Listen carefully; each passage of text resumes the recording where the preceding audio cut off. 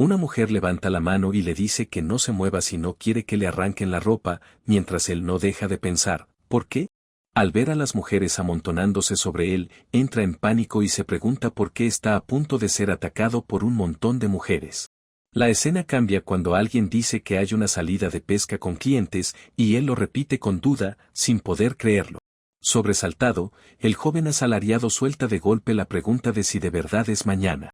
Identificado como Sanada Shirou, de 24 años, explica con nervios que mañana es domingo, que nunca ha pescado y que ni siquiera tiene equipo, solo para que le digan que use su propio dinero para comprarlo. Mientras su superior mayor sigue ahí sentado sin inmutarse, Shirou se voltea y pregunta si al menos le van a pagar horas extra, pero solo recibe una respuesta seca y confundida.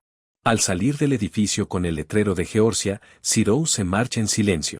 Caminando solo, piensa que todos con los que habla coinciden en que la empresa es tóxica y sin tacto, que por más que uno se esfuerce nadie queda contento, no recompensan a nadie y ni siquiera pagan tan bien. Con una sonrisa cansada y vacía, piensa que tal vez debería buscar otro trabajo, uno donde al menos pueda hacer feliz a la gente. Mientras sigue de camino a casa en la noche, decide que lo mejor será dormirse temprano para la salida de mañana, pero entonces se detiene al notar algo a un lado. Con un suave sonido que lo envuelve, Shirou de pronto se encuentra de pie sobre un suelo agrietado, mirando hacia arriba sin entender nada. Al mirar al frente, ve una enorme puerta de castillo de piedra elevándose ante él, y su presencia imponente lo deja paralizado. Sobresaltado, mira alrededor y exclama alarmado, preguntándose qué es esto y qué está viendo.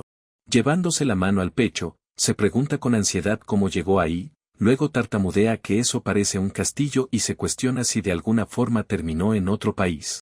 Mientras el pánico se apodera de él, considera con nervios si este es uno de esos casos en los que alguien colapsa por exceso de trabajo o por un golpe de calor y de alguna manera reencarna en otro mundo.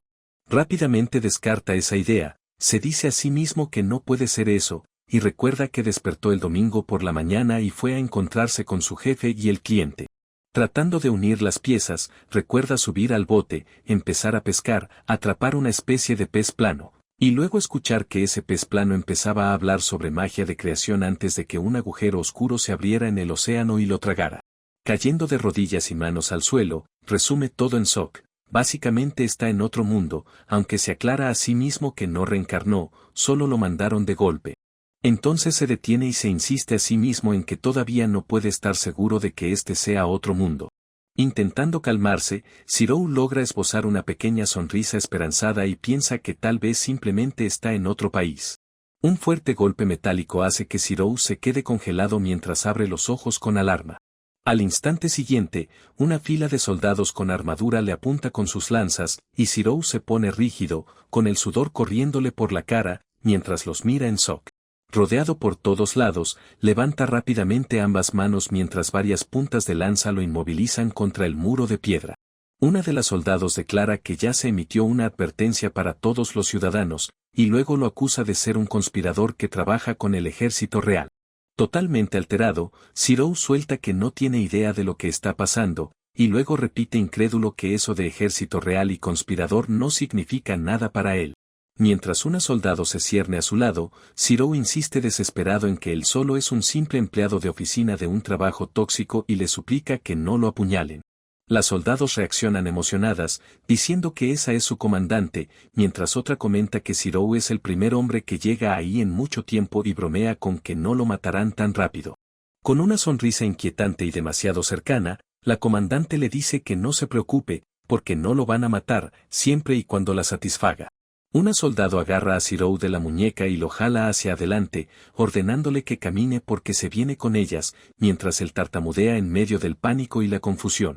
Mientras se lo llevan a rastras, Shirou se da cuenta de que hablan en un idioma extranjero, y aún así de alguna manera puede entender lo que dicen. Mientras arrastran a Shirou, nota que quienes lo capturaron con armadura son puras mujeres, y mientras una pregunta con nervios qué van a hacer con él, otra dice que se merecen darse un gustito, con las demás apoyando encantadas a su comandante. Sujetando a Shirou del brazo contra el muro de piedra, la comandante dice que si ese es el caso, ella debería poder adelantárseles, y luego pregunta si la celda está vacía y dónde lo van a hacer. Un soldado se marcha todavía sujetándole la muñeca, y Shirou tropieza a su lado, manoteando sin poder hacer nada mientras ella lo arrastra con un solo brazo como si no pesara nada. De repente intenta resistirse, pero el agarre de la soldado solo se aprieta más, haciendo que Zirou se sacuda del dolor y suelte un jadeo sobresaltado mientras mira confundido su propio brazo atrapado. La mujer le pregunta con calma si está tratando de escapar y le dice al pequeñín que no se pase, mientras Zirou no deja de quejarse por el dolor en la muñeca. Otra voz le asegura que si hace lo que le dicen no le harán nada malo, pero Zirou tiembla de pánico, se da cuenta de que no puede soltarse para nada y se queda impactado por la fuerza brutal de una mujer con armadura. A través de un oscuro pasillo de piedra, las risas resuenan mezclándose con la respiración agitada de Zirou, hasta que una pesada puerta de madera con cerraduras de hierro aparece ante ellos. Adentro, una mujer con la camisa abierta se inclina sobre él con una sonrisa aturdida y le ordena sin rodeos que lo lama. Cerca de ahí, dos mujeres sonrojadas jadean emocionadas mientras una le pide a la comandante que la deje seguir, solo para que la otra le responda de mala gana que se calle, porque la siguiente es ella. Mientras sus rostros se le acercan por todos lados, una dice que su cabello huele muy rico, como a flores, mientras otra se pregunta si estarán hablando del aroma de su champú y comenta que él es tan distinto a ellas. Inclinándose sobre él con una sonrisa enrojecida e inestable, la mujer le ordena con brusquedad a Zirou que de una vez la lama, incluso diciéndole que lo haga como perro. Unas manos le empujan la cabeza hacia abajo mientras otra voz le dice que se apure, que todos lo están esperando. Con una mano presionándole la cabeza y otra obligándolo a avanzar, alguien pregunta qué le pasa mientras vuelven a empujarlo. Mientras los rostros se amontonan cerca de él, una de las mujeres se da cuenta de que el olor extraño debe ser porque su armadura no está caliente ni sudada, mientras otra piensa que su equipo de kendo olía mucho mejor y dice que por eso él tiene un olor tan particular. La comandante echa la cabeza hacia atrás riéndose, pero luego reacciona con asco y suelta que hasta la ropa de la comandante está cubierta de vómito. Zirou se incorpora de golpe alarmado, con el sudor escurriéndole por la cara, y desde ambos lados las otras gritan mientras una protesta que la comandante no debió hacer eso. Al instante siguiente, él se lanza y se estrella contra ella, empujándola hacia atrás con un estallido violento. Los dos ruedan juntos por el suelo, agitando los brazos y las piernas mientras el impacto los hace dar vueltas. Otra mujer corre hacia ellos, advirtiéndole a la comandante que no lo rompa antes de que ellas puedan disfrutarlo, mientras la comandante le responde de golpe que lo sabe y que ya se estaba conteniendo. De pronto alguien le agarra y le jala la cara a Zirou, llamándolo con un insulto vulgar mientras él mira hacia arriba en shock. En un aterrador primer plano, la comandante abre bien el ojo y muestra una sonrisa feroz mientras estalla de rabia porque se atrevió a humillar a una mujer, jurando que hará que le suplique perdón a pura humillación. Las mujeres se reúnen a su alrededor en un semicírculo abierto, sonrojadas y sonriendo, mientras la comandante está al centro con los brazos cruzados y los ojos ocultos en la sombra. Zirou yace expuesto en el suelo con los brazos inmovilizados por encima de la cabeza, jadeando y temblando, mientras una de las mujeres se ríe y comenta de forma vulgar que su cara es normalita, pero su cuerpo se ve bien. Mirando al vacío, Zirou intenta serenarse pensando que solo están diciendo lo que se les da la gana, antes de darse cuenta con desánimo de que así exactamente hablaba él durante las clases de natación en la secundaria. La comandante lo mira desde arriba y dice que lo siente, llamándolo Yoshida, su antiguo compañero de clase. Luego dice que después de probar su propia medicina por fin entiende lo crueles que fueron las cosas que dijo en aquel entonces, mientras otra mujer añade con frialdad que tiene un color bonito, solo que no mucha vitalidad. Sonriendo con una calma inquietante, la comandante le dice que no se preocupe, porque usarán magia para ponerlo duro todas las veces que haga falta hasta satisfacerlas. Zirou se queda tirado, atónito, repitiéndose la palabra magia y deseando de alguna forma poder volver a su propio mundo. Una de las mujeres levanta la mano mientras un brillo intenso se reúne en su palma, y Zirou se sacude alarmado al darse cuenta de que de verdad dijo magia. Una mano sujeta a Zirou desde arriba y lo obliga a quedarse en su lugar mientras las mujeres vitorean que ahora sí empieza la diversión y le ordenan que le eche ganas. Intensos destellos de luz recorren la oscuridad como una corriente crepitante, señalando que la magia se activa a su alrededor con una sacudida brusca y violenta. Zirou se sobresalta cuando de pronto alguien chilla al ver su entrepierna, llamándola su pequeño Joy, y él solo puede quedarse mirándola en total incredulidad. Con una risa pícara, una de las mujeres se inclina y dice que parece que todo ya está listo, agregando que él también debe estar más que preparado.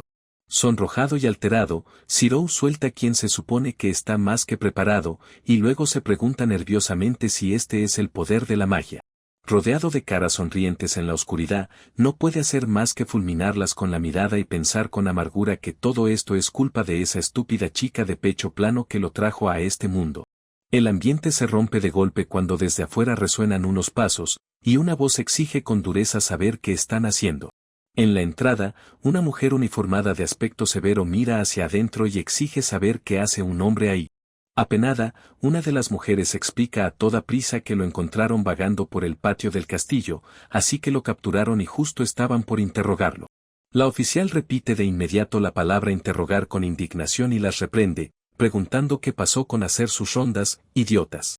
Soltando un suspiro cansado, les ordena a todas volver a sus puestos, y las mujeres se apresuran a obedecer, respondiendo sí, señora mientras salen corriendo. Luego se vuelve hacia Zirou y le dice con calma que él, ahí parado, debería ponerse algo de ropa. Cuando una mujer encapuchada le abre paso y lo invita a entrar, Zirou suelta un suspiro de alivio y piensa que al menos ella no va a lanzarse sobre él. Al mirar hacia allá, se encuentra con una noble de porte sereno, y escucha el nombre de la princesa Cristia. Sorprendido, Zirou suelta con confusión que ella es una princesa. Mientras observa a la mujer severa frente a él, se pregunta qué hace alguien de tan alto rango en una prisión como esta. Su mirada baja, y en medio de su aturdido monólogo interno, se queda fijado en un profundo y oscuro barranco. Le parece increíblemente hermosa y refinada, pensando que su cabello brilla como hebras tejidas con rayos de luz y que, en circunstancias normales, sería tratada como una noble digna de admiración. Frente a Zirou dentro de la celda, la mujer declara que ella es de la realeza. Con una mirada furiosa y una sonrisa amarga, exige saber por qué esos desgraciados la encerraron en un lugar como este. Zirou nota en blanco que ella tiene un carácter fuerte y que claramente está furiosa. Desde un lado, la mujer uniformada explica que la princesa Regalia ha sido puesta bajo arresto domiciliario, y dice que esta celda es solo una medida extra.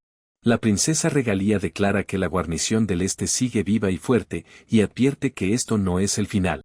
Con una risita amarga, cuestiona si de verdad alguien puede decir que la capital ha caído, luego chasquea la lengua y dice que si el general Houston no los hubiera traicionado, nada de esto habría pasado, haciendo que Zirou se pregunte si ella es una especie de princesa guerrera. La mujer uniformada dice que las esposas seguirán puestas hasta que ejecuten a la princesa en 3 días, y con una sonrisa engreída añade que, si quiere, puede pedirle a ese hombre que se encargue de sus otras necesidades, diciendo que la idea le parece perfecta. Zirou retrocede en shock y suelta que no piensan dejarlo salir, mientras la mujer le dice en tono burlón a la princesa que deje que él la consuele mientras se hunde en su desgracia, y se va riéndose. Una vez que la guardia se marcha, el silencio cae sobre la celda de ladrillo mientras la princesa Regalia se sienta en la banca con las esposas puestas y Zirou se queda a un lado, cerca de los barrotes. Cuando la puerta se cierra con un chirrido, la princesa baja la mirada y murmura que las cosas no están saliendo muy bien, y luego exclama que esto ya es demasiado. Zirou habla con torpeza y dice que debe estar pasando por mucho, haciendo que ella se sobresalte al darse cuenta de que le habló. Mirándolo con expresión vacía y una pequeña gota de sudor, pregunta con vacilación qué pasa. Luego muestra una leve sonrisa resignada y dice que está bien que un hombre le hable directamente de esa forma, porque ya es una princesa capturada, y no tiene caso ponerse exigente con la etiqueta.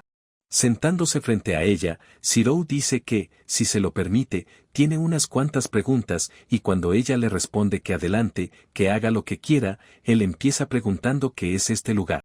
La princesa Regalia responde sin rodeos que esto es una prisión. Al darse cuenta de lo seco que sonó eso, le ofrece una pequeña disculpa incómoda mientras permanece sentada en la banca frente a Zirou dentro de la celda de ladrillo. Ella explica que este lugar es Regalta, la capital real del reino de Regalta, y luego pregunta si acaso él fue traído aquí desde algún otro lugar. Zirou admite que, técnicamente, fue enviado aquí, y mientras aprieta la mano con nerviosismo y piensa en lo brusco que suena eso, responde con respeto que sí, básicamente así fue. En un arrebato repentino, Zirou declara que él no es de este mundo. La princesa Regalia se le queda viendo en silencio, claramente impactada por lo que acaba de escuchar. Zirou se presenta apresuradamente como Sanada Zirou, dice que tiene 24 años, y suelta que trabajaba en una empresa explotadora bajo las crueles órdenes de su jefe.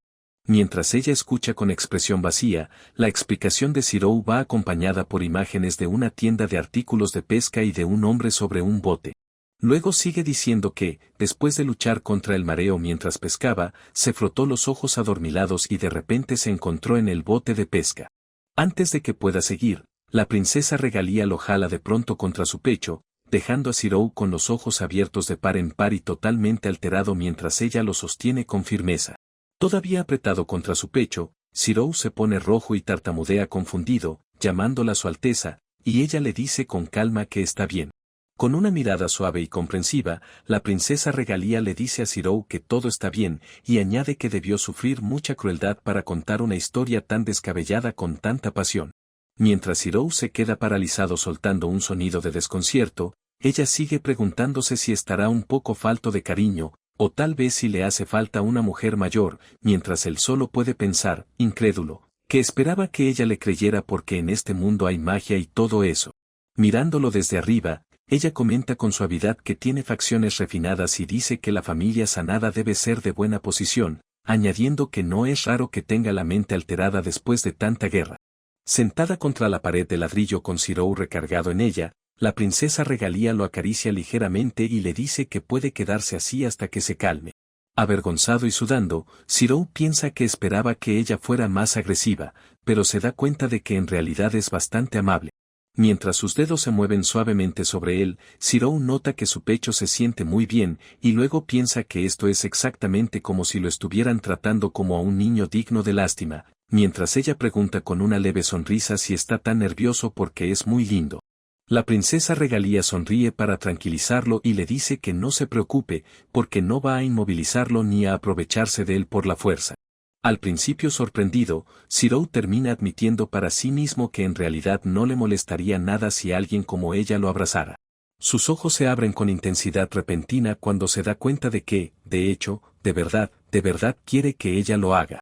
Zirou da un respingo con un jadeo de sorpresa, todavía sonrojado, y la princesa Regalia lo nota de inmediato y le pregunta qué pasa. Él se controla a toda prisa y piensa que este no es momento para esas fantasías indecentes. Después de obligarse a calmarse, Zirou dice que ya se tranquilizó y decide que, en vez de pensar en sus impulsos, necesita información. Poniéndose serio, le pregunta a la princesa Regalia si aquí no hay otros hombres, y añade que no ha visto a ninguno desde que llegó. Regalia explica que, como actualmente están en guerra, lo más probable es que los hombres estén escondidos. Zirou se ve confundido y pregunta si no hay soldados hombres, y Regalia añade que, de otro modo, los hombres serían tomados como rehenes por las fuerzas imperiales, igual que él. Con una expresión apenas divertida, Regalia le dice que los hombres no pueden convertirse en soldados, y luego comenta que de verdad no sabía algo tan simple. Sentada a su lado contra la pared, ella dice que quiere que la escuche, y cuando Zirou responde obedientemente, empieza a explicarle. Regalia le dice a Zirou que en este reino las mujeres son las que sirven como soldados, y que lo mismo ocurre con el enemigo, el imperio de Ruligoa. Luego añade que los hombres no pueden usar magia, que físicamente son inferiores a las mujeres y que los hombres son criaturas débiles y frágiles. Zirou dice que, para que su yo débil y frágil pudiera sobrevivir en este mundo, todo empezó de esta manera, y el recuerdo comienza con él soltando un sobresaltado que se presenta como Sanada Zirou, de 24 años, empleado de una empresa explotadora, y explica que por órdenes de su jefe renunció a su fin de semana para ir a pescar con un cliente. Ya en la lancha, con la caña en la mano, Zirou solo puede mirar al vacío y pensar que esto apesta. Entonces, el pez plano que atrapó de repente empieza a hablar, suplicándole desesperadamente que lo ayude, y Zirou se queda helado al darse cuenta de que el pez está hablando. El pez le dice con toda calma que, muy bien, le concederá un deseo. Mirándose las manos, Zirou se pregunta si un deseo podría volverlas más hábiles, pensando que sería justo porque así podría crear todo tipo de cosas. El pez se le queda viendo y dice que Sanada Zirou desea magia de creación. Zirou retrocede alarmado y grita, preguntando cómo sabe su nombre, y enseguida empieza a exigir que qué significa siquiera eso de magia de creación. Antes de que pueda terminar, de pronto se abre un agujero oscuro con un pesado sonido de succión, y Zirou solo puede mirarlo en shock. El vórtice se lo traga por completo mientras grita y cae sin poder hacer nada a través de la oscuridad, y Zirou concluye que así fue como lo transportaron a otro mundo. Regalia afirma sin rodeos que los hombres no pueden usar magia y que físicamente son inferiores a las mujeres, llamándolos criaturas débiles y frágiles, mientras Zirou apenas atina a soltar un atónito que, al darse cuenta de que el lugar al que fue transportado es un mundo con una sociedad dominada por mujeres. Aún confundido, Zirou pregunta si de verdad ese pez plano parlante le dio magia a un hombre, y Regalia le pregunta con toda naturalidad de dónde salió, aparte de otro mundo. Zirou dice que viene de un país llamado Japón, pero Regalia admite que jamás ha oído hablar de él y pregunta dónde queda, dejándolo dudando con incomodidad. Con una sonrisa apenada, Regalia le pide perdón y le sugiere que quizá esa pregunta fue demasiado difícil para él, y luego repite confundida qué clase de lugar es el país llamado Japón. Con el sudor corriéndole por la cara, Zirou piensa con sequedad que así es como lo están tratando, y decide que al menos debería dar una respuesta que suene inteligente. Gesticulando como si estuviera dando una explicación formal, Zirou dice que Japón es un archipiélago de islas rodeado por el mar con una población de unos 126 millones de personas, y añade que es una potencia económica con industrias avanzadas y tecnologías científicas. Regalia se ríe, dice que la parte de venir de otro mundo está genial pero que sus historias son graciosísimas, y se burla de la idea de que una nación insular tenga más de 3 veces la población del imperio. Mientras Regalia sigue riéndose, Zirou le pregunta si está tratando de animarlo, y luego piensa con incomodidad que eso no era lo que quiso decir. El ánimo de Regalia se calma un poco cuando dice que solo faltan 3 días para su ejecución, pero que se alegra de tener a Zirou con ella durante el tiempo que le queda. Zirou la mira impactado y dice que, si la van a ejecutar en 3 días, duda que de verdad la vayan a matar. Aunque agrega que tal vez en cambio la conviertan en esclava y la entreguen a los nobles como premio o la manden a las tierras fronterizas como trabajadora. Zirou pregunta con cautela si no puede usar su magia para escapar. Regalia responde que normalmente está entre las 5 mejores usuarias de magia ofensiva de su reino, y que incluso la llaman la princesa guerrera Regalia, pero está atrapada con unas esposas que tintinean cuando levanta las manos atadas. Ella explica que esas esposas son unos grilletes especiales que sellan la magia, así que ni siquiera puede usar hechizos de fortalecimiento físico. Con una risita amarga, Regalia dice que por desgracia, ahora mismo no es diferente de un hombre débil y frágil. Zirou, todavía sudando de nervios, dice que si logra quitarle esas esposas, tal vez puedan pensar en escapar de la prisión y sobrevivir hasta llegar a algún lugar seguro, aunque admite que no pueden estar seguros. Regalia se disculpa, diciendo que la situación actual de él es culpa de que su reino permitió que el imperio los atacara, y le pide que los perdone. Zirou protesta de inmediato que él solo está aquí por culpa de esos tipos que lo capturaron y de ese pez plá. Entonces todo encaja, y mientras las palabras sobre desear magia de creación resuenan en su mente, Zirou se da cuenta de repente de que fue ese pez plano. Pensando rápido, Zirou pregunta cómo hace alguien en este mundo para usar magia, mientras por dentro decide que, si él puede usar la suya, tal vez pueda salvarla. Regalia lo mira desconcertada y pregunta cómo es que no lo sabe, diciendo que es de sentido común que a los usuarios jóvenes se les enseña a mirar profundamente dentro de sí mismos y buscar sus propias características únicas. Zirou cierra los ojos, adopta una postura concentrada y piensa que debe mirar dentro de sí mismo, repitiendo las palabras de Regalia sobre la introspección profunda. Sin dejar de concentrarse, se pregunta cómo usar magia, bromeando a medias consigo mismo con que quizá debería decir algo como abrir estado, mientras también recuerda a ese pez plano y murmura que se deje ver. De pronto aparece frente a él un panel deslizándose, y cuando lo mira de reojo, surge una ventana de estado que muestra magia de creación en nivel 1, MP 40 de 40, y categorías de producción como comida, herramientas, armas y materiales. Regalia se sobresalta de golpe, lo mira con los ojos muy abiertos y un pequeño escalofrío mientras suelta una reacción de sorpresa. Se da cuenta, incrédula, de que de verdad apareció una ventana de panel. Zirou se queda mirando la pantalla flotante con asombro y comprende que esta debe ser la magia de creación que le dieron, lo que significa que ese pez plano no estaba mintiendo después de todo. Al mirar con más atención, nota que incluso tiene una función de búsqueda. Zirou piensa de inmediato en una medicina que cure todo y se pregunta si podrá crear una. La ventana le devuelve un resultado para una medicina que cura todo dentro de producción de medicinas, pero dice que el objeto costaría 260 MP, y Zero concluye frustrado que no puede hacerlo porque ni su nivel ni su MP son lo bastante altos. Entonces ve el tiempo de producción y se echa para atrás sin poder creerlo, gritando que tardaría 247 años. A Zero le corre un sudor frío y suelta que se va a morir antes de que eso termine, mientras Regalia lo llama por su nombre. Regalia lo mira confundida y le pregunta qué está haciendo mientras él señala hacia el panel de estado. Zero llama a Regalia con emoción y le urge a que vea lo que encontró. Con la ventana de magia de creación todavía mostrando la medicina que cura todo, su enorme costo de MP y un tiempo de producción de 247 años, Regalia se queda en blanco y pregunta de qué está hablando. Zero se queda congelado y se da cuenta de que ella no puede ver el panel en absoluto, mientras Regalia se inclina hacia él con cara de desconcierto. Tratando de explicarse, Zero dice con torpeza que al parecer sí puede usar magia, y Regalia le responde con vacilación e incertidumbre. Al ver la expresión en sus ojos, Zero se da cuenta de que están llenos de lástima, y teme que esté a punto de malinterpretarlo por completo. De repente, Regalia lo jala hacia un abrazo firme, y Zero comprende por dentro que sí, tenía razón. Abrazándolo con fuerza, Regalia insiste en que no debe decir semejantes disparates, declarando que no hay forma de que un hombre pueda usar magia.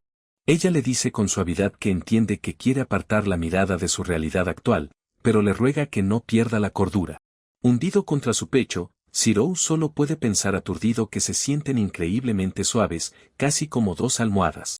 Mientras Regalia lo sigue abrazando, Zero se pregunta nervioso si quedarse así más tiempo solo hará que se altere todavía más, justo cuando ella lo llama por su nombre. Regalia lo mira desde arriba con una sonrisa amable y le pregunta si ya se calmó. Sin dejar de abrazarlo, ve su reacción y dice con alivio silencioso que parece que sí. Un poco después, Regalia le dice que descanse porque ella también va a acostarse, y Zero solo atina a responder sorprendido. Cuando voltea a verla, se da cuenta de que ya se quedó dormida. Mirando su figura dormida, Zero se despide con torpeza de esa suavidad tan tentadora hasta que vuelvan a encontrarse, y luego se recuerda a sí mismo que la princesa es una mujer muy bondadosa. Pero al quedarse mirando al frente, lamenta que su oportunidad de concentrarse por completo en esa magia suya una vez más haya sido arrebatada por la lujuria.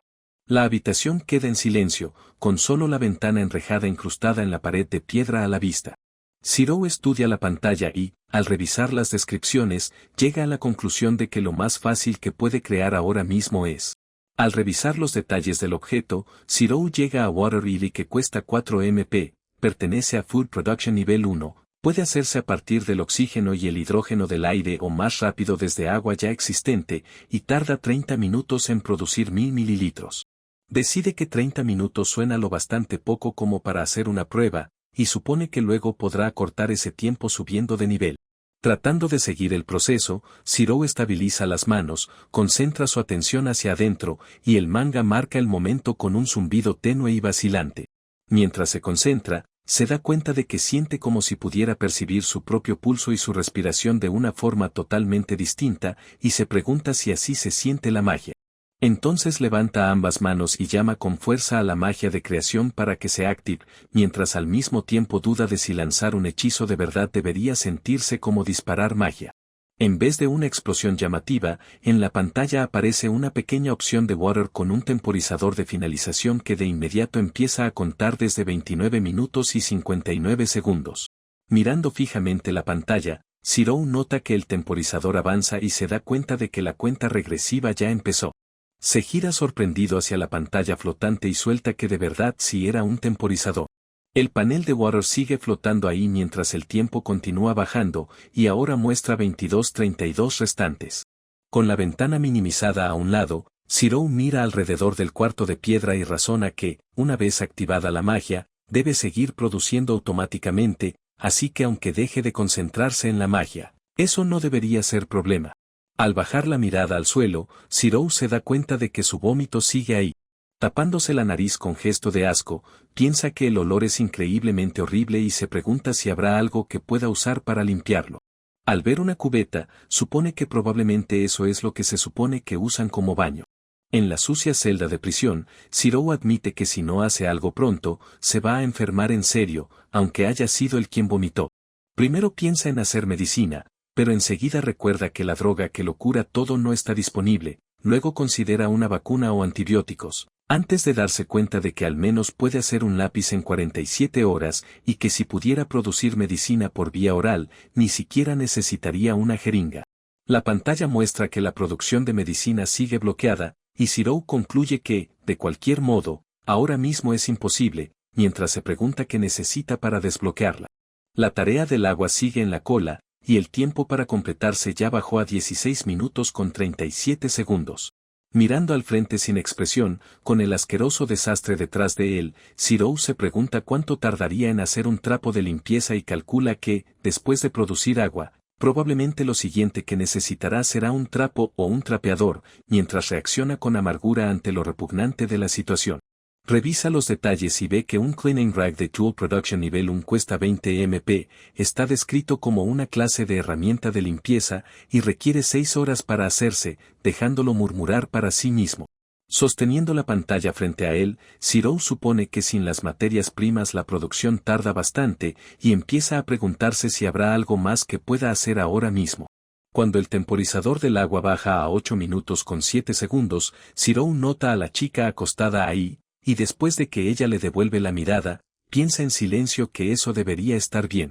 Mirando hacia sus boxers, se pregunta con amargura qué demonios está haciendo siquiera en un lugar como este. Mientras empieza a encargarse del desastre, Zero piensa que para este momento la gente del barco debe estar hecha un caos porque él desapareció de la nada, y le preocupa que, si el viaje era un día libre del trabajo, su seguro probablemente no cubra eso, mientras también se pregunta si de verdad esto hará que parezca que se está secando. Sosteniendo la ropa interior con ambas manos, luego se pregunta si algún día podrá volver a su propio mundo, mientras piensa que sus padres probablemente deben estar preocupados. Avergonzado y miserable, Zero se da cuenta de que, en estas circunstancias, de verdad está a punto de limpiar su propio vómito con sus boxers. La chica de pronto abre los ojos de par en par, claramente sorprendida por lo que está viendo. Zero se queda congelado cuando ella dice su nombre y le pregunta si está llorando. En un arrebato de pánico, levanta de golpe sus manos encadenadas e insiste en que jura que no está haciendo nada con intenciones indecentes. La chica se acerca y lo abraza por detrás, pegándose a él. Con una voz tranquila, le dice a Zero que es muy amable. Con los brazos rodeándolo por detrás, la chica le dice a Zero que incluso frente a la muerte, él sigue intentando consolarla. Mirando al frente con una gota de sudor nerviosa, Zero se da cuenta de que así es como ella está interpretando la situación. Sin soltarlo, ella le dice con suavidad que si está llorando, entonces no necesita forzarse, y Zero acepta en silencio que así es como ella lo está viendo. Sonrojado y con cara de agotamiento, Zero insiste en que no se está forzando para nada y dice que simplemente le dio lástima, llamándola Su Alteza. Mientras ella dice su nombre en voz baja, Zero se pone rojo y se queda callado. Con una expresión incómoda, Zero piensa que su torpe intento de consolarla debió haberle dado asco. En cambio, ella le dice con dulzura que de verdad es adorable. La chica sonríe sonrojada y le asegura que no se preocupe porque dice que sabe cómo tratar a un hombre, mientras su mano empieza a moverse sobre él y Zero reacciona con confusión y sobresalto, pensando a toda prisa que eso funcionó con ella y preguntándose qué sigue ahora. Zero se estremece y suelta un Su Alteza, mientras ella sigue pegándose a él y empieza a manosearlo por encima de la tela. Sudando y totalmente abrumado, Zero piensa incrédulo que de algún modo por fin llegó el día en que puede entregarle su cuerpo a una mujer así, mientras la voz de ella dice su nombre con suavidad y él solo puede pensar que esto es terrible de una forma muy distinta. Volteando hacia ella como se lo pidió, Zero responde con un nervioso sí, señora, y deja escapar un jadeo sobresaltado al encontrarse de pronto su rostro muy cerca del suyo. Levantando los brazos, ella le dice con timidez que siente apretado el pecho y le pregunta si puede desabotonárselo, y Zero tartamudea que lo hará con mucho gusto. Justo cuando el momento llega a ese punto, aparece de golpe un mensaje del sistema sobre su pecho, anunciando que el agua se completó y preguntando por una ubicación de aparición, dejando a Zero mirando incrédulo y soltando por qué apareció ahí. Apartando la mano de golpe presa del pánico, Zero grita que eso es como un anuncio emergente y se queja de que pudo haber esperado un minuto más porque las cosas ya se estaban poniendo buenas. Malinterpretando su frustración, ella le pregunta en tono juguetón si le gusta tanto su cuerpo y dice que no tiene por qué ponerse tan nervioso, y cuando el mensaje sigue bloqueando la vista, se pregunta si está tratando de aguantarse mientras Zirou lo niega apresuradamente. Con una sonrisa suave y cómplice, lo mira y comenta que es bastante modesto, Zirou. Luego lo invita a ir todavía más lejos, diciéndole que también puede tocarla ahí abajo si quiere. Antes de que pueda pasar cualquier otra cosa, de pronto cae agua salpicando sobre el suelo de piedra cerca de ellos, y tanto Zirou como la chica se voltean de golpe hacia el sonido. Ahí tirado, aturdido, Zirou se da cuenta de que va a necesitar algún tipo de recipiente cuando haga agua, con la mente acelerada mientras la interrupción absurda le cae de golpe. Muy sonrojada y con una expresión tensa y decidida, ella intenta controlarse y se dice a sí misma que necesita concentrarse en esto. Mirando a Zirou con una expresión tenue y gentil, le dice que lo hizo bien y que puede llamarla Cress.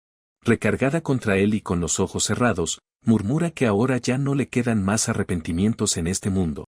Zirou, sudando y tomado por sorpresa, piensa que con solo estar acostados juntos aunque sea un momento ya basta para que ella se encariñe, y se pregunta con torpeza si lo están tratando completamente como a una amante, o más bien como a un juguetito.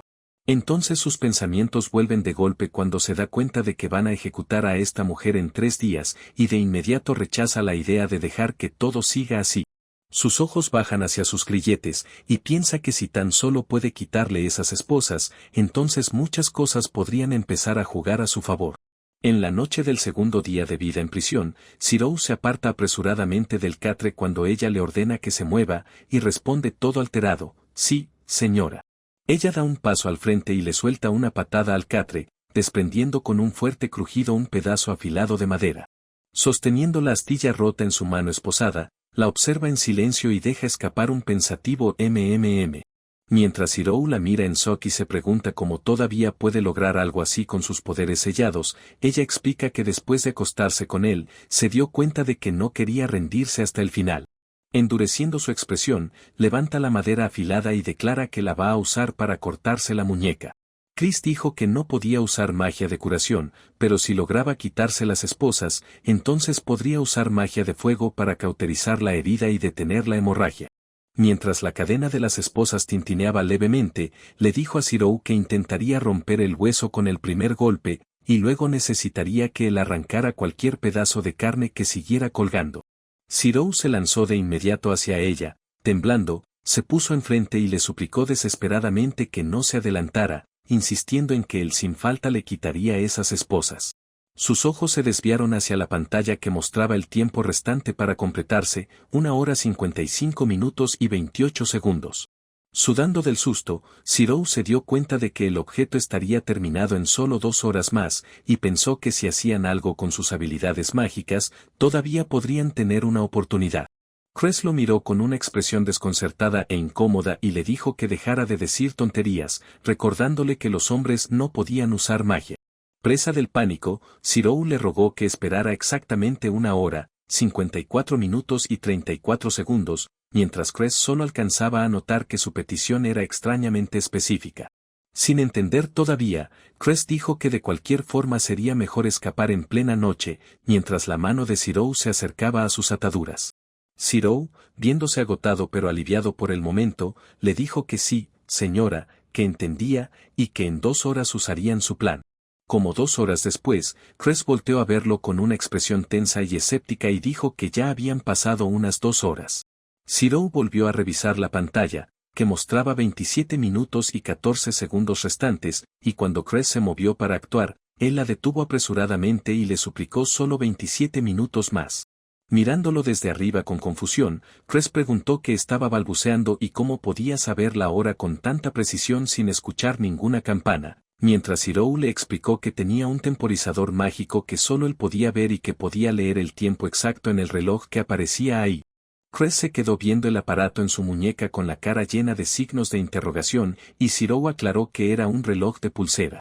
Negándose a esperar, Cress bajó con fuerza la estaca de madera afilada y le dijo con severidad a Zirou que se preparara, porque ya era suficiente. Con una expresión sombría y decidida, levantó las manos esposadas y le ordenó que le sostuviera firme la estaca de madera.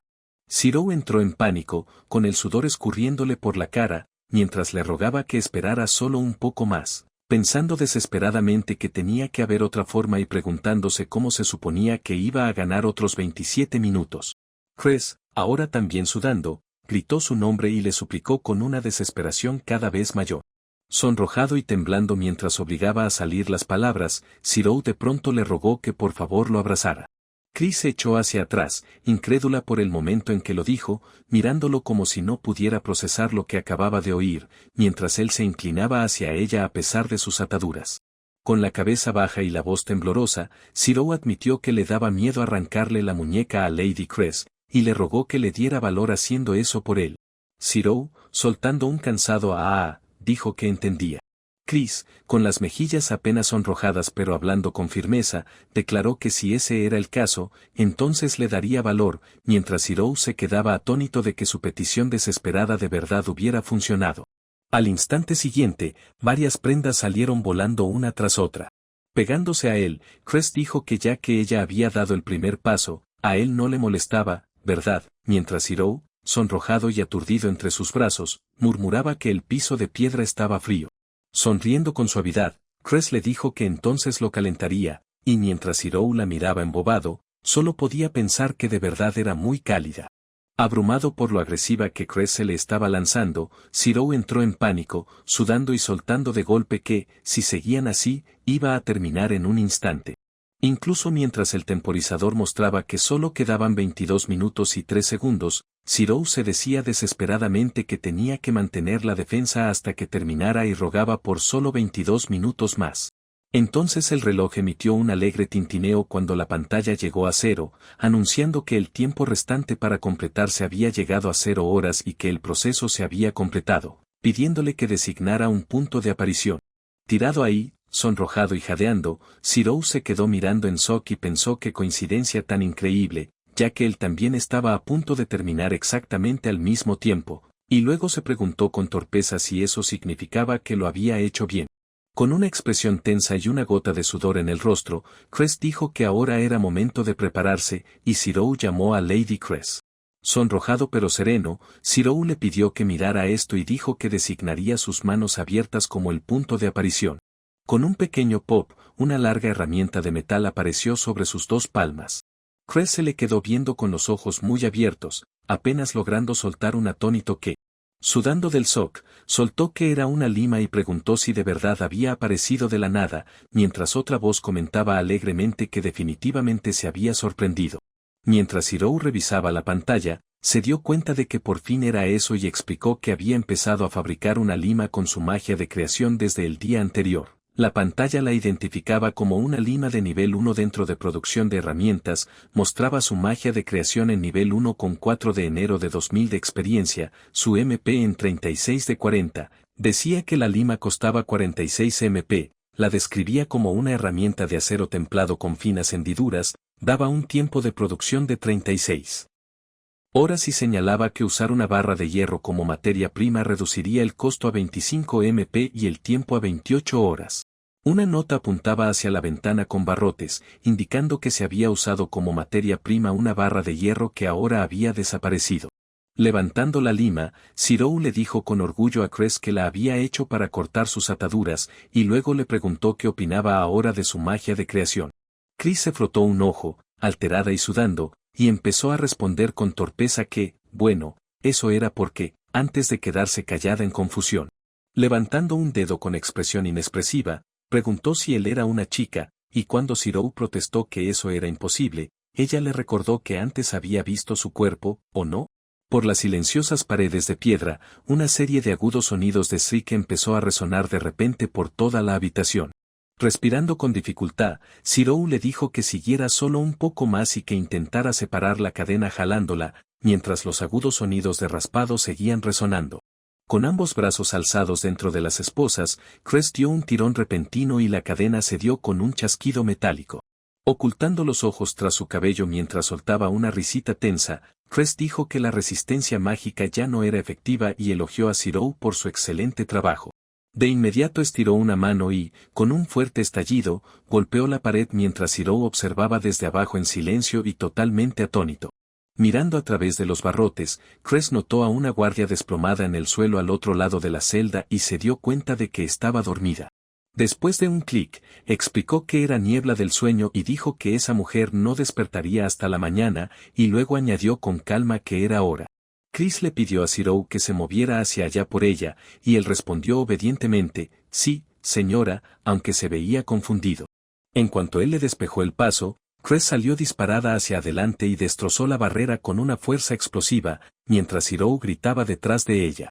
Sosteniendo los barrotes rotos, Chris sonrió y dijo que muy bien, sus refuerzos físicos habían vuelto a la normalidad. Parada frente a la abertura en lo alto del muro de piedra, Chris declaró que iban a escapar de ahí, Zero. Chris saltó hacia arriba y golpeó la pared con un fuerte golpe sordo, mientras Zero la miraba hacia arriba en shock al ver cómo se desprendían pedazos de piedra. Siguió escalando con movimientos poderosos y rápidos, raspando y pateando la piedra mientras subía cada vez más alto sin dudar. Sonriendo con evidente orgullo, Chris le preguntó si estaba sorprendido y le dijo que no había muchas personas capaces de manejar tanta magia como ella. Estirando la mano desde arriba, agarró a Zero y lo jaló de un solo tirón, mientras él soltaba un grito de alarma. Sosteniéndolo en alto con un solo brazo, Chris permanecía de pie sin esfuerzo, mientras Zero solo podía maravillarse de lo increíblemente fuerte que era. Una vez que llegaron arriba, Zero jadeó para recuperar el aliento y se dio cuenta de que por fin estaban afuera. Al oír el ruido metálico de unas pisadas con armadura cerca, los dos se asomaron por la esquina y Zero se preguntó nerviosamente si al final había sido mala idea seguir a Lady Cress. Mirando al frente, identificó el edificio del patio como la capilla, donde varios guardias vigilaban con armas en mano. Chris explicó en voz baja que ahí había un pasadizo subterráneo secreto que llevaba más allá de los muros del castillo, luego le dijo a Zero que esperara porque ella misma se encargaría de los guardias, mientras él murmuraba que donde estaba escondido estaba demasiado apretado.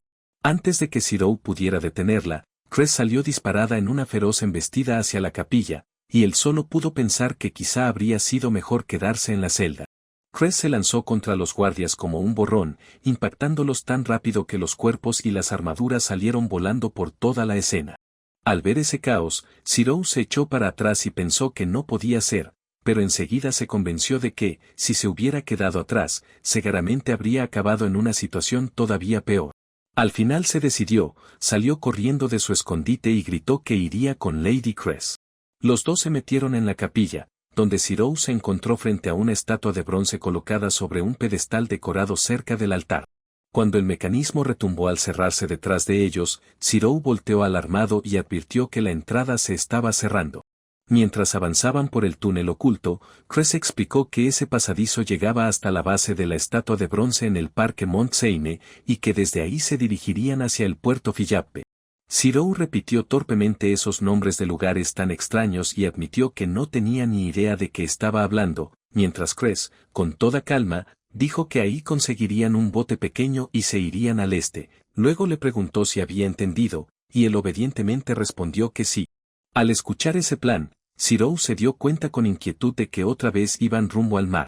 Ese pensamiento de inmediato le trajo de vuelta un recuerdo vergonzosísimo de Cress en la playa, sonrojada y sin aliento mientras murmuraba su nombre, mientras otra voz se quejaba de que haría demasiado calor para hacerlo sobre la arena. Volviendo de golpe al presente a bordo de un pequeño velero, Zero se sobresaltó en pánico y soltó que hacía muchísimo calor, mientras Cress estaba en la proa con los brazos cruzados, perfectamente serena mientras el bote los llevaba mar adentro. Mientras el pequeño velero avanzaba a la deriva sobre mar abierto, Zero se dio cuenta con creciente preocupación de que simplemente los estaba arrastrando la corriente. Viendo ese bote tan pequeño tragado por la inmensidad del mar, lo único que pudo pensar fue que ambos estaban flotando hacia donde la corriente quisiera llevarlos. Después de escapar del castillo por el pasadizo subterráneo, Zero miró el horizonte sudando y pensó que mirara a donde mirara, no había más que mar abierto.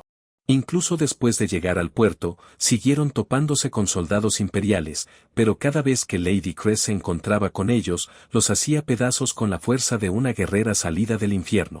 Para cuando por fin zarparon de muy buen ánimo, ya eran las 3 de la mañana, y hasta se habían robado un bote pesquero, dedicándole al menos un pensamiento de disculpa al pobre pescador. Ya en el bote, Zero soltó que era su primera vez en un velero y preguntó asombrado si de verdad Lady Cress sabía manejar uno.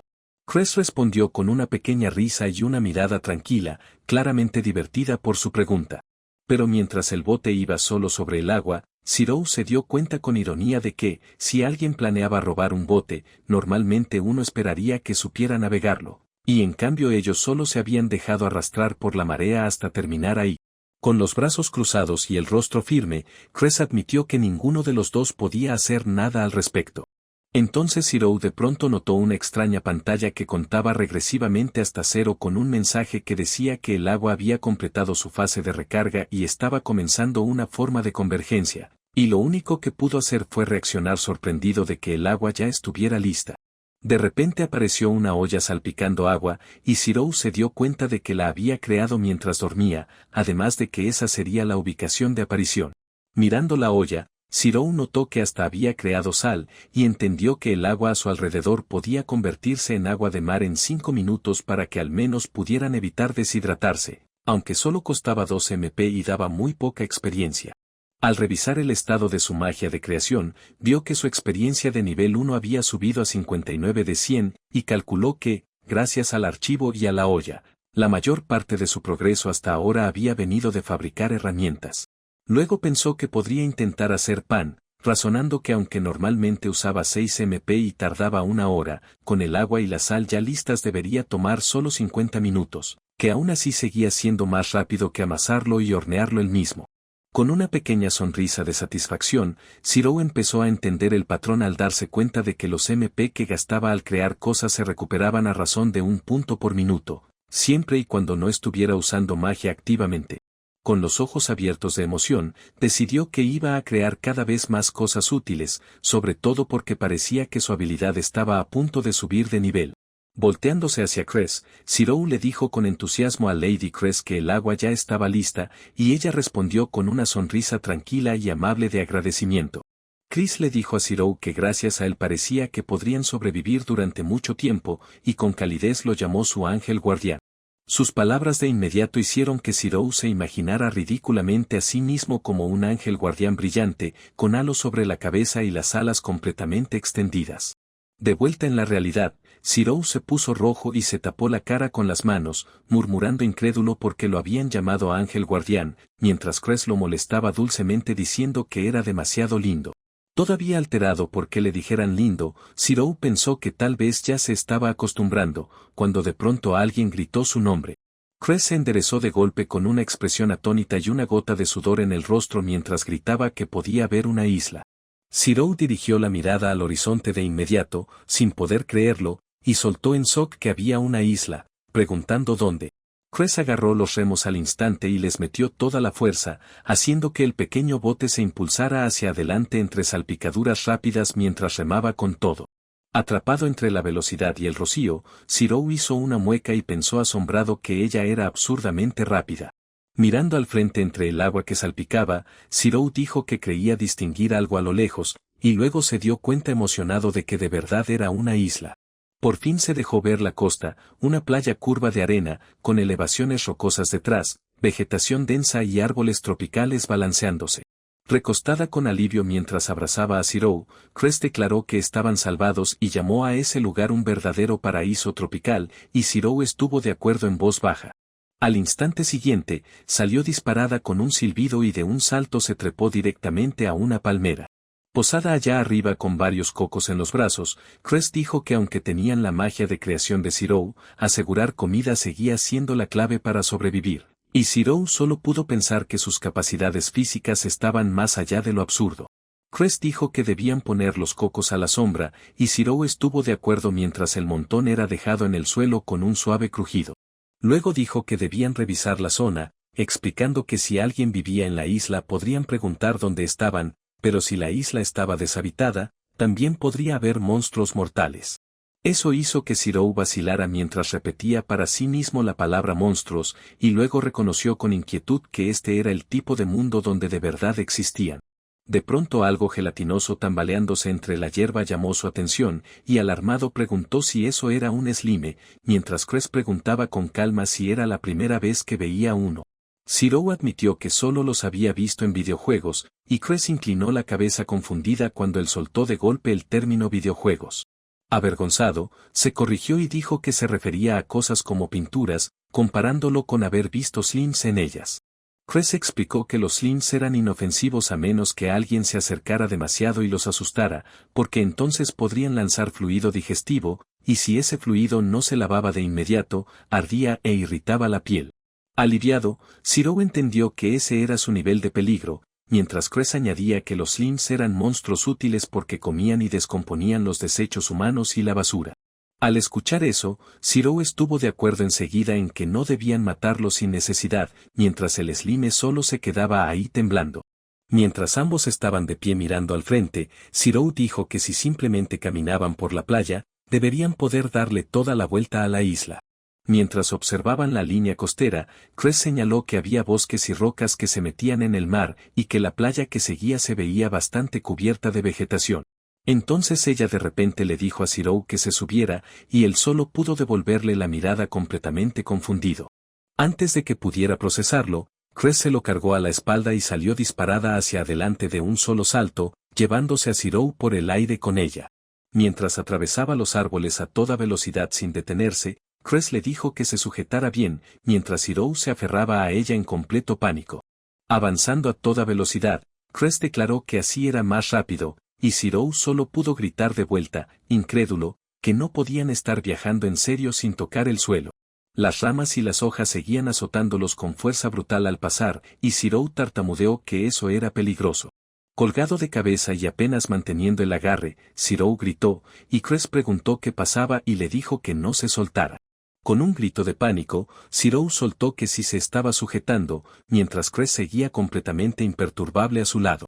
Entonces Cress dejó escapar una risita juguetona y murmuró el nombre de Zero una y otra vez de una manera que de inmediato hizo que la situación se sintiera todavía peor para él. Con una sonrisa traviesa, Cress se rió para sí misma mientras Zero pataleaba y se quejaba gritando que eso daba demasiado miedo. Después de por fin salir del bosque, Zero notó que ahora lo que tenían enfrente era pura maleza espesa. Cress le dijo con calma que se hiciera para atrás, levantó ambas manos mientras el poder se reunía a su alrededor, y Zero la miró sorprendido. Al instante siguiente, una rugiente cuchilla de viento atravesó la vegetación y abrió el camino de par en par, y Zero reaccionó en shock ante lo que parecía un cortador de viento. Zero admitió que esa también era una primera vez para él, ya que algo así solo lo había visto en un juego, mientras Cress sonrió y dijo que así ya podían seguir avanzando. Siguiendo adelante, los dos llegaron al pie de una enorme pared de roca, y Zero se dio cuenta de que esta vez se trataba de un acantilado. Mientras Cress lo cargaba en la espalda y saltaba de pared en pared hacia arriba, Zero solo podía pensar, incrédulo, que estaba escalando un acantilado sin ninguna dificultad, moviéndose así de un lado a otro. Al impulsarse hasta la cima con otro salto sin esfuerzo, Zero no pudo evitar pensar que tener magia era básicamente como usar trucos en la vida. Más tarde, mientras anotaba todo, Zero resumió que, bueno, les había tomado alrededor de medio día dar una vuelta completa a la isla.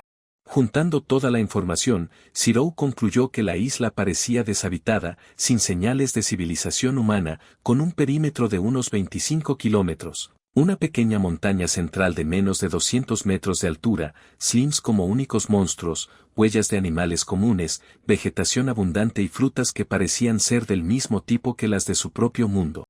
Mientras seguía con sus notas de exploración, Zero preguntó si iban a comerse la fruta que habían recolectado durante el recorrido, y Cress simplemente admitió que tenía hambre. Chris le presentó un plato con pan recién hecho aún humeante y fruta, y le pidió educadamente que por favor comiera, mientras Zero se sobresaltó al verlo y soltó, incrédulo, que eso era pan. Mirándola fijamente, con sus apuntes todavía en mente, Zero preguntó si lo había hecho usando magia de creación, casi sin encontrar palabras. Cress lo confirmó muy contenta y admitió que era su primera vez, así que no sabía qué tan bueno sabría, aunque dijo que había hecho su mejor esfuerzo para prepararlo. Al oír eso, Zero se quedó impactado por lo adorable que era, mientras Cress se puso rígida, temblando toda apenada, y se veía encantada por su reacción. Zero regresó torpemente al tema y dijo que, después de terminar de comer, iban a explorar la montaña, y Cress aceptó enseguida. Después, los dos se pararon frente a la zona rocosa mientras Zero comentaba que sería útil si hubiera algunas cuevas por ahí, y añadió que no estaba lejos del río, así que también tendrían una fuente de agua cerca.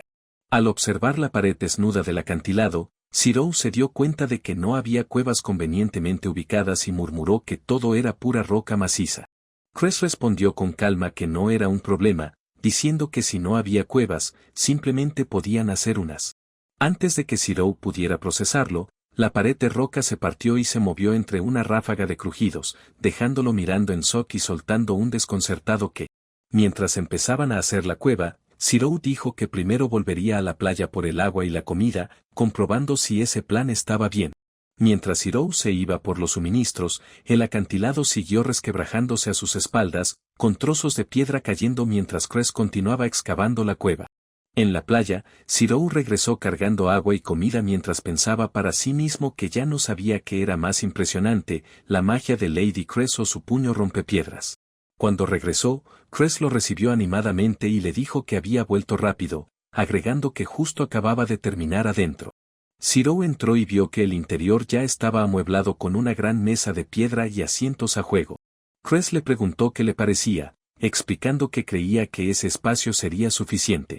Zirou se quedó atónito y declaró que claro que era más que suficiente, dándose cuenta de que la habitación tenía más de 30 tatamis de tamaño, y soltó que incluso la mesa, los asientos y la cama habían sido hechos de piedra en tan poco tiempo.